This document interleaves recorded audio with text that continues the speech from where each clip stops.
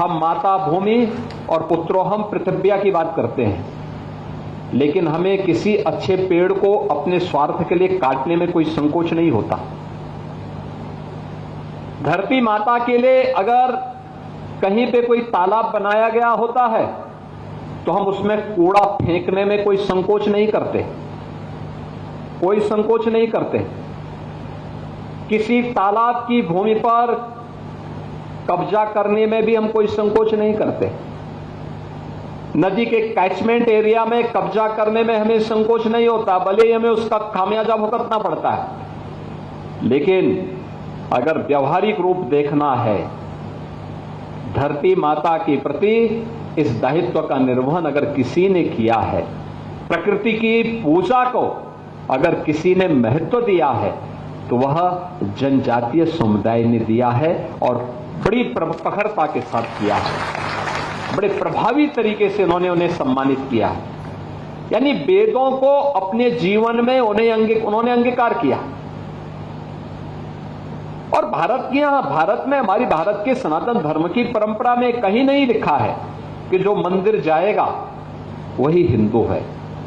कहीं नहीं लिखा है कि जो व्यक्ति पूजा करेगा वही मंदिर है।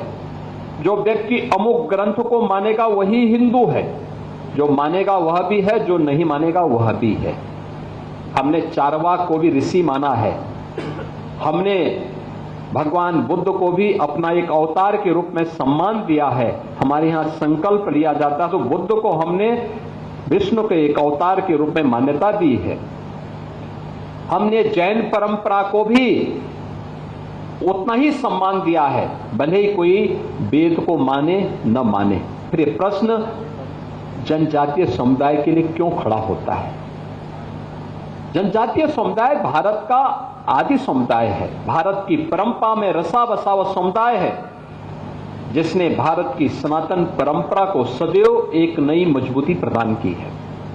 याद करना, वेदों की ऋचाएं किसी राजमहल के अंदर नहीं, किसी जंगल के नीचे, जैसे यहां पर आपने बाहर क्लासरूम का जो स्ट्रक्चर खड़ा किया है, इसी प्रकार के एक सुरम्य वातावरण में ये सभी लिखी गई हैं। और हमारा हर प्राचीन ग्रंथ अपने यहां एक पक्ष अरण्य कांड का भी रखता है।